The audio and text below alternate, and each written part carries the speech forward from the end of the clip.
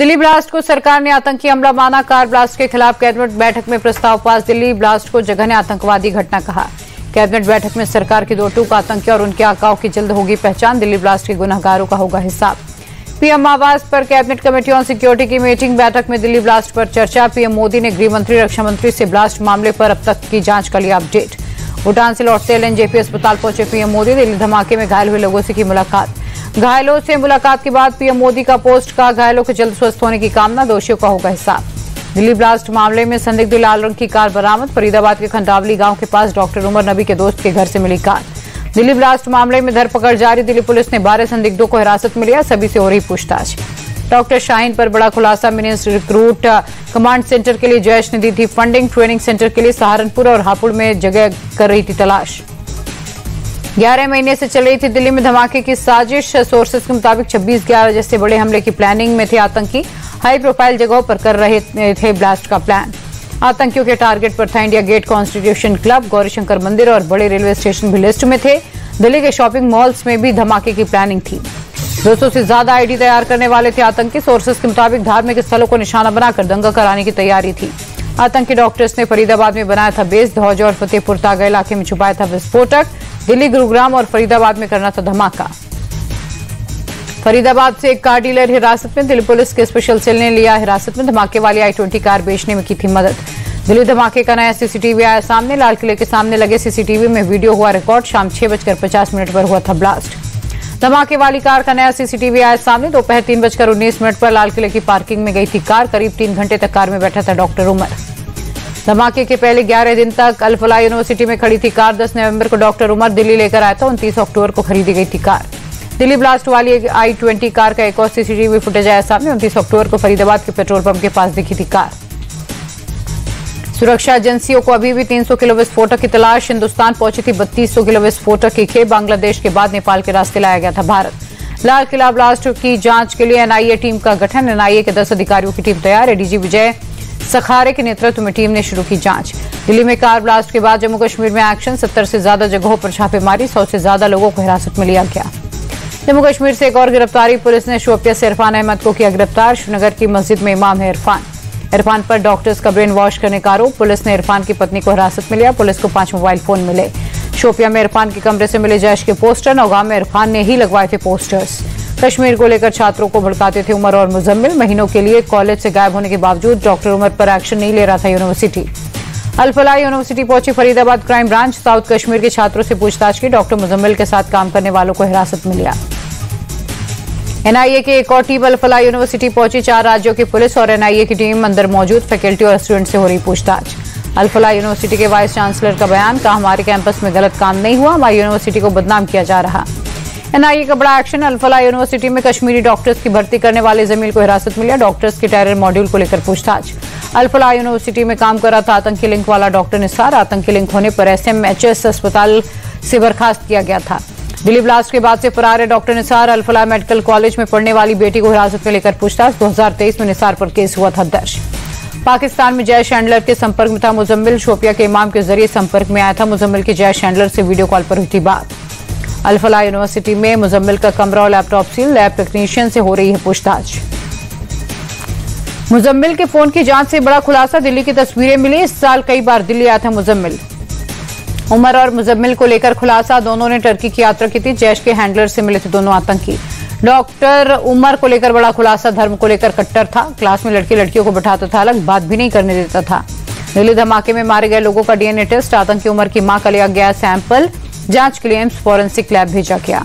Delhi blast case में महाराष्ट्र के ठाणे से गिरफ्तारी। एटीएस ने इब्राहिम नाम के शख्स को अरेस्ट किया। घर से कंप्यूटर, हार्ड डिस्क और मोबाइल बरामद।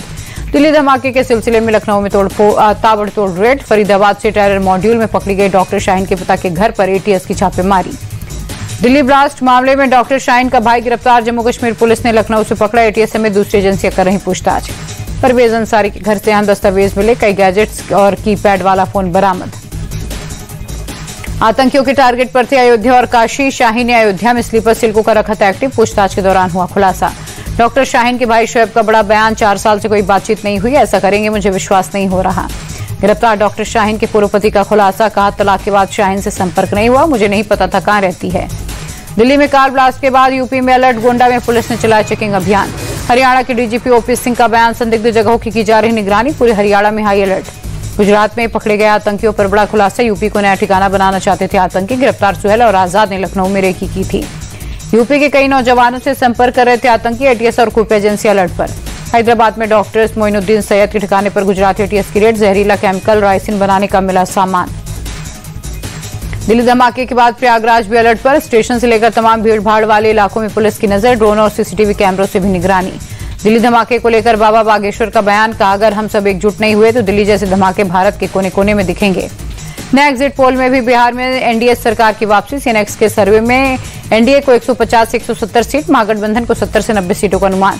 सीएनएक्स के एग्जिट पोल में भी प्रशांत किशोर को अच्छी खबर नहीं, जनसुराज को 0 से 2 सीट मिलने का अनुमान, अन्य के खाते में 1 से 3 सीट। एक्सिस माई इंडिया के एग्जिट पोल में भी एनडीए की बल्ले बल्ले 43% वोट शेयर के साथ 130 सीट मिलने का अनुमान। एक्सिस माई इंडिया के एग्जिट पोल में महागठबंधन को 110 सीटें, जनसुराज के खाते में 1 सीट का अनुमान, अन्य को मिल सकती है 2 सीट। एक्सिस माई इंडिया के एग्जिट पोल में 67 से 76 सीटों के साथ आरजेडी सबसे बड़ी पार्टी, जेडीयू के दूसरे और बीजेपी के तीसरे नंबर पर रहने का अनुमान। एग्जिट पोल से एनडीए गदगद, बीजेपी नेता नित्यानंद राय बोले एग्जिट पोल से भी ज्यादा सीटें एनडीए को मिलेंगी, भारी बहुमत से होगी जीत। डिप्टी सीएम विजय सिन्हा बोले बिहार के लोगों का हृदय से धन्यवाद, बिहार को बदनाम करने वालों को जनता ने सिखाया सबक। बीजेपी नेता और बांकीपुर से कैंडिडेट नितिन नवीन बोले हमें जनता पर भरोसा, जनता ने जनादेश दिया तो बिहार के विकास को मिलेगी रफ्तार। जेडीयू नेता राजीव रंजन बोले एग्जिट पोल में बिहार के जनादेश पर मुहर, एक बार फिर नीतीश कुमार के नेतृत्व में एनडीए की बनेगी सरकार। एग्जिट पोल को मानने से तेजस्वी का इंकार, कहा हम 18 नवंबर को शपथ लेंगे, इसमें कोई शक नहीं, हम ऐसे सर्वे से ना खुश होते ना निराश। नतीजों के पहले तेजस्वी का दावा, कहा काउंटिंग को धीमा करने की होगी कोशिश, कुछ भी कर ले महागठबंधन की भारी जीत होने जा रही। तेजस्वी के शपथ ग्रहण वाले बयान पर बीजेपी का पलटवार, अजय आलोक बोले तेजस्वी भ्रम में, 18 को सीएम पद की नहीं, घोटाले का माल वापस करने के लिए शपथ। दानापुर से बीजेपी उम्मीदवार रामकृपाल यादव का तेजस्वी पर अटैक, कहा तेजस्वी अपनी हार स्वीकार नहीं कर पा रहे, एग्जिट पोल झूठा नहीं होता। कांग्रेस नेता सचिन पायलट बोले एग्जिट पोल हमेशा सही नहीं होते, 14 नवंबर को बिहार में महागठबंधन की बनेगी सरकार। भूपेश बघेल ने एग्जिट पोल्स को नकारा, कहा बिहार में बदलाव के लिए बंपर वोटिंग हुई, 14 नवंबर को नीतीश सरकार की विदाई तय। पूर्णिया से निर्दलीय सांसद पप्पू यादव बोले सीमांचल में 7 से 8 सीटों पर सिमटेगी बीजेपी, रिकॉर्ड वोटिंग से साबित बिहार की जनता चाहती है बदलाव। एग्जिट पोल को लेकर अखिलेश का बड़ा बयान, कहा माहौल बनाकर बेईमानी की तैयारी, तेजस्वी को मुख्यमंत्री बनने से कोई नहीं रोक पाएगा। जीतन राम मांझी के बेटे और मंत्री संतोष सुमन बोले 2010 से भी ज्यादा सीटें एनडीए को मिलेंगी, महागठबंधन के पास कोई नेता नहीं है। जनशक्ति जनता दल के प्रमुख तेज प्रताप यादव का एग्जिट पोल मानने से इंकार, कहा मैं इन पर भरोसा नहीं करता, अभी नहीं कह सकते 14 नवंबर को क्या होगा। मतगणना के पहले ही बीजेपी कार्यकर्ताओं का जश्न शुरू, पटना में 500 किलो लड्डू तैयार कर रहे कार्यकर्ता। जेल में बंद बाहुबली अनंत सिंह मोकामा से अपनी जीत को लेकर आश्वस्त, नतीजों से पहले ही पटना आवास पर टेंट पंडाल लगने शुरू। नतीजों के पहले पटना के महावीर मंदिर पहुंचे मुख्यमंत्री नीतीश कुमार, मंत्री विजय चौधरी और अशोक चौधरी के साथ पूजा अर्चना की। एसआईआर पर बोली बीजेपी नेता अग्निमित्रा पॉल, टीएमसी षड्यंत्र के तहत नहीं करने देना चाहती एसआईआर, ये पहली बार नहीं हो रहा, बिहार में हुआ था। पीएमसी चुनाव के पहले बीजेपी में बड़ा फेरबदल, 4 नए महासचिव के नियुक्त, राजेश शिरवाडकर, गणेश पवन और श्वेता को मिली नई जिम्मेदारी। मैक्सिको के विदेश मंत्री से मिले डॉक्टर एस जयशंकर, ट्वीट कर दी जानकारी, कहा व्यापार, स्वास्थ्य और फार्मास्यूटिकल समेत कई मुद्दों पर चर्चा हुई। कनाडा की विदेश मंत्री अनीता आनंद से भी मिले एस जयशंकर, G7 विदेश मंत्रियों की बैठक की मेजबानी के लिए दी बधाई, का द्विपक्षीय साझेदारी अधिक मजबूत होगी। राजस्थान की अंता विधानसभा सीट पर उपचुनाव में कांग्रेस को जीत का भरोसा, नेता प्रतिपक्ष टीकाराम जूली बोले सरकारी मशीनरी के दुरुपयोग के बावजूद हम जीतेंगे। लखनऊ पहुंची जूनियर हॉकी विश्व कप की ट्रॉफी, सीएम योगी आदित्यनाथ स्वागत समारोह में शामिल हुए, कहा स्वर्णिम इतिहास की याद दिलाता है ये पल।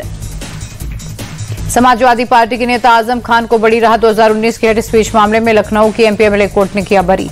देवरिया में पुलिस और गौ तस्करों के बीच मुठभेड़, फायरिंग कर भाग रहे एक तस्कर के पैर में पुलिस की लगी गोली। गाजियाबाद में चेन स्नैचिंग गैंग का पर्दाफाश, पुलिस ने गिरोह के 3 लोगों को पकड़ा, भीड़ भाड़ वाले इलाकों में महिलाओं को बनाते थे निशाना।